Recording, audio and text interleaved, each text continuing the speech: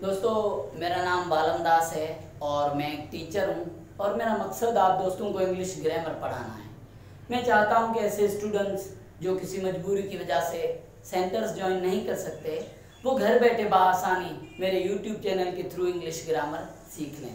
तो दोस्तों, सबसे पहले आप मेरा यूट्यूब चैनल सब्सक्राइब कर लें ताकि मेरी नई आने वाली तमाम वीडियोज़ के नोटिफिकेशंस बआसानी आप तक पहुँचते रहें। तो दोस्तों, today I will teach you past simple tense. आज मैं आपको पास्ट सिंपल टेंस पढ़ाऊंगा। पास्ट सिंपल टेंस मीन्स ज़माने माजी सादा। सबसे पहला जो टेंस हमने पढ़ा है वो था प्रेजेंट सिंपल टेंस। अब हम आज पढ़ रहे हैं पास्ट सिंपल टेंस। जैसा कि मैं पहले भी बता चुका हूं कि प्रेजेंट सिंपल, पास्ट सिंपल और फ्यूचर सिंपल, इन तीनों टेंसेस का एक ही काम है और वो काम है सब्जेक्ट की हालत या मौजूदगी बताना। अब प्रेजेंट टेंस जो है वो सब्जेक्ट की हालत या मौजूदगी प्रेजेंट टाइम की बताता है कि राइट नाउ सब्जेक्ट किस पोजीशन में, किस हालत में या वो कहाँ पे मौजूद है। पास्ट टेंस जो है, पास्ट सिंपल टेंस, वो हमें सब्जेक्ट की हालत या मौजूदगी बताता है माजी की, कि माजी में वो कहाँ पे था या उसकी हालत कैसी थी। अब जो फ्यूचर उसके बाद हम पढ़ेंगे वो हमें मुस्तकबिल के बारे में बताएगा। तो आज हम पास्ट सिंपल पढ़ रहे हैं, ज़माने माजी सादा। पास्ट सिंपल जो है टेंस, उसके हेल्पिंग वर्ब्स हैं वाज और वर। वाज और वर जो हैं वो हेल्पिंग वर्ब्स हैं इस टेंस, पास्ट सिंपल टेंस के। तो वाज जो है वो इस्तेमाल होता है आई, ही, शी, इट और अकेले नाम के साथ। Was is used with subjects I, he, she, it, one name. Whenever were is used with the subjects we, you, they, two names. जबकि जो वर हेल्पिंग वर्ब है हमारा वो सब्जेक्ट्स we, you, they और दो नाम वाले जुमले के साथ इस्तेमाल होता है। तो दोस्तों, जैसे कि मैं शुरू से कहता आ रहा हूं कि हमें रट्टा लगा के नहीं पढ़ना है, हमें चीज़ों का सेंस क्लियर करना है।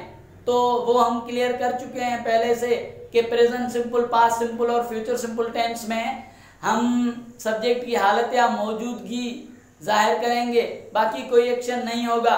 लेकिन उसके बावजूद भी मैंने आपकी सहूलत के लिए यहाँ पे सैम्पल्स यानी निशानियाँ उर्दू के अंदर लिखी हैं कि उर्दू का जुमला जो आपको मिलेगा उसको आप प्रेजेंट, पास्ट और फ्यूचर में कैसे पहचानेंगे, उसके लिए आप ये निशानियां याद कर लेना। क्योंकि प्रेजेंट सिंपल में जो निशानियां थी वो अलग थी, अब पास्ट सिंपल की जो निशानियां हैं ये उससे मुख्तलिफ हैं। ये जाहिर करेंगी कि पास्ट सिंपल टेंस का जुमला है। इन निशानियों की मदद से ही हम तायुन कर पाते हैं कि ये जुमला आया प्रेजेंट का है या पास्ट का है। तो जो पास्ट सिंपल है उसकी सैम्पल्स मायना निशानियां जो है हमारी ये हैं, था, थी और थे। ये तीन निशानियां हैं, था, थी और थे, जिससे हम ये तायुन कर पाएंगे कि जुमला जो है पास्ट का है। तो दोस्तों, यहाँ पे मैंने फार्मूला लिखा है पास्ट सिंपल का। तो फार्मूले में कोई रद्दोबदल नहीं है।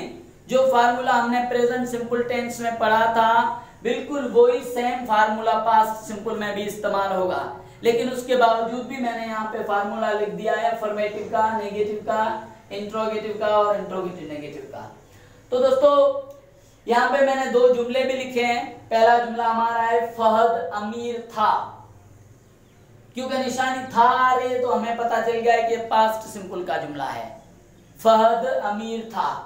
अब हम इस जुमले को करेंगे जैसे कि मैंने पहले भी आपको बार बार बताया है कि जब भी आपको कोई उर्दू का सेंटेंस मिले कि इसको आपने इंग्लिश में ट्रांसलेट करना है तो उसमें सबसे पहला काम आपको क्या करना है, वो काम आपको करना है कि जुमले में से सब्जेक्ट, हेल्पिंग वर्ब और ऑब्जेक्ट को अलग अलग करना है। इस चीज़ का तायुन करना है कि इस जुमले के अंदर सब्जेक्ट कौन सा है, हेल्पिंग वर्ब कौन सा है और ऑब्जेक्ट कौन सा है। जब ये तीनों चीज़ें आप अलग अलग कर दें, मैं तो आपको सलाह दूंगा कि आप इनके ऊपर गोल दायरा बनाएंगे जैसे मैं बनाता हूं। हम फर्द जो है एक इंसान का नाम है, एक लड़के का नाम है। जो इंसान लड़के या लड़की का नाम होता है, या हम यूं भी कहें कि जो पहला लफ्ज होता है वो सब्जेक्ट होता है तो ये हमारा जो फहद है उसे हम सब्जेक्ट कहेंगे, जिसे हम शॉर्टकट में एस से जाहिर करते हैं। एस से मुराद है सब्जेक्ट, फाइल। उसके बाद जो हालत या मौजूदगी का लफ्ज होता है उर्दू में, वो हम ऑब्जेक्ट के तौर पे कंसीडर करते हैं। और उसके बाद जो निशानी होती है वो हमारा हेल्पिंग वर्ब होता है। अब जब इस जुमले के अंदर 3 अल्फाज थे और तीनों को हमने समझ लिया है कि ये भाई सब्जेक्ट है, ये ऑब्जेक्ट है और ये हेल्पिंग वर्ब है, जब ये चीज आप कंफर्म कर लें तो उसके बाद ही आप जुमला करना शुरू करें। याद रहे, जब तक आप सब्जेक्ट, हेल्पिंग वर्ब और ऑब्जेक्ट का तायुन ठीक से नहीं कर लेते, आप जुमला करना शुरू मत करें। जब ये चीज कंफर्म कर लें तो फिर आप according to the given formula जुमला करें, आपका जुमला गलत हो ही नहीं सकता। अब हमने क्योंकि यहाँ पे कंफर्मेशन कर ली है कि फहद सब्जेक्ट है, अमीर ऑब्जेक्ट है और था हेल्पिंग वर्ब है, तो अब हम ये जुमला करेंगे। फहद की इंग्लिश, एक लड़के का नाम है FAHAD, फहद। अब क्योंकि फहद अकेला नाम है तो यहाँ पे हमने लिखा है कि was is used with I, he, she, it, one name। तो फहद के साथ हम हेल्पिंग वर्ब लगाएंगे was। फहद was। और अमीर की अंग्रेजी हमने पहले से पढ़ी हुई है रिच। रिच मायना अमीर। अब हम इस जुमले को नेगेटिव करेंगे फार्मूले के मुताबिक।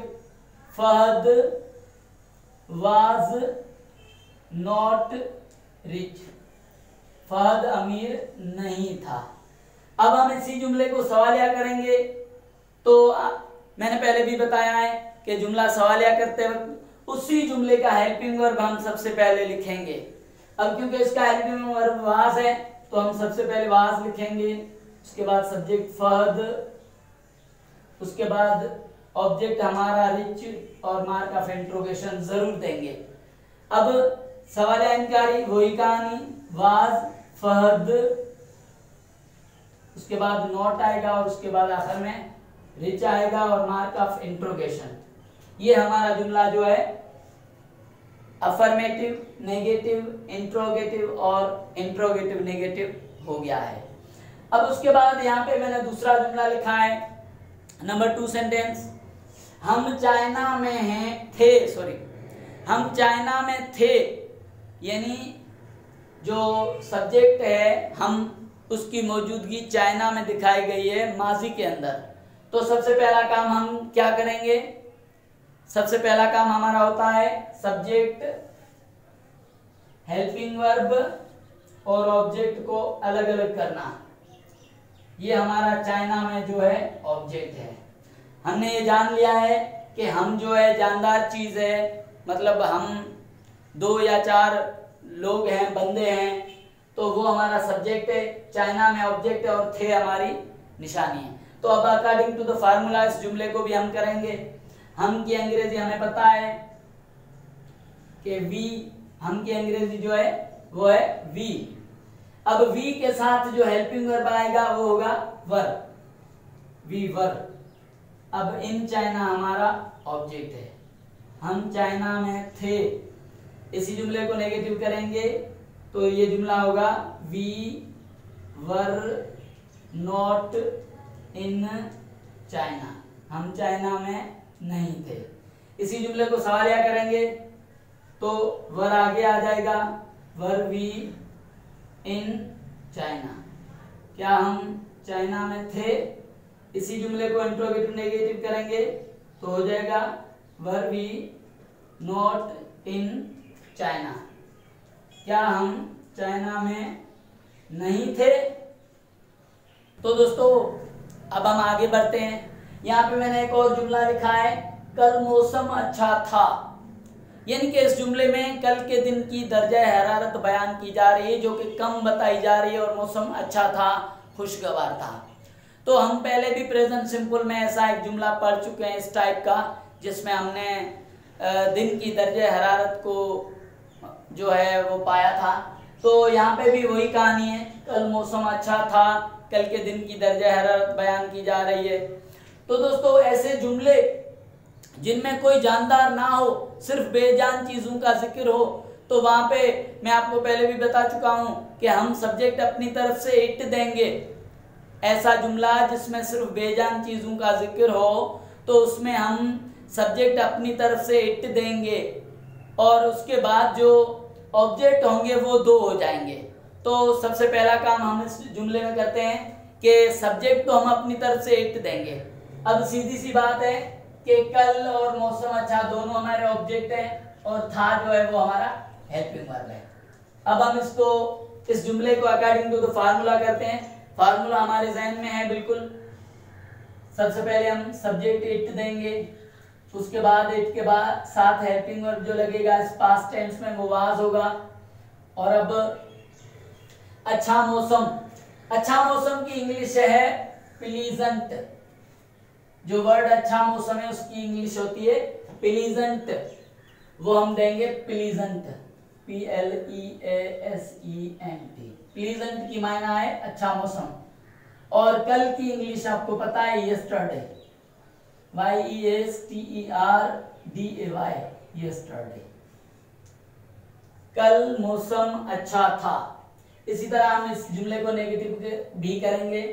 It was not pleasant yesterday, कल मौसम अच्छा नहीं था। क्योंकि फार्मूला हमारे जहन में है, हमने उसे मेमोराइज किया हुआ है, याद किया हुआ है। तो अब सवालिया इसी जुमले को करेंगे। सबसे पहले हमारा हेल्पिंग वर्ब वाज आ जाएगा, उसके बाद सब्जेक्ट इट प्लीजेंट और उसके बाद यस्टरडे। ये हमारा हो गया इंट्रोगेटिव सेंटेंस जिसे हम सवालिया कहते हैं। और अब इंट्रोगेटिव नेगेटिव वाज इट, उसके बाद नॉट, उसके बाद हमारा आएगा प्लीजेंट और आखिर में हम देंगे यस्टरडे। मार्क ऑफ इंट्रोगेशन जरूर देंगे। ये हमारा जुमला जो था कल मौसम अच्छा था, ये हमने अफर्मेटिव, नेगेटिव, इंट्रोगेटिव और इंट्रोगेटिव नेगेटिव कर दिया है। तो दोस्तों यहाँ पे मैंने कुछ और जुमले लिखे हैं जो मैं आपको पढ़ के सुनाता हूँ। ये जुमला है, नंबर 1 जुमला है, महकान ज़हीन थी।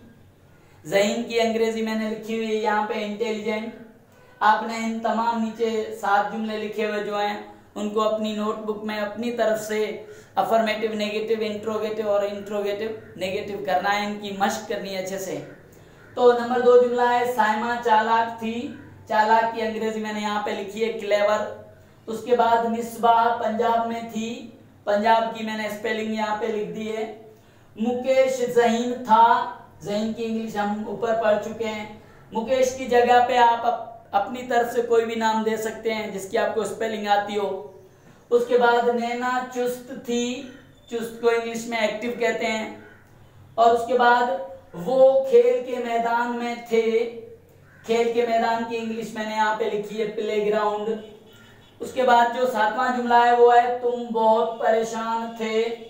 बहुत की इंग्लिश मैंने यहाँ पे लिखी है वेरी, और परेशान की इंग्लिश मैंने यहाँ पे लिखी है कंफ्यूज्ड। परेशान को हम वरीड भी कह सकते हैं।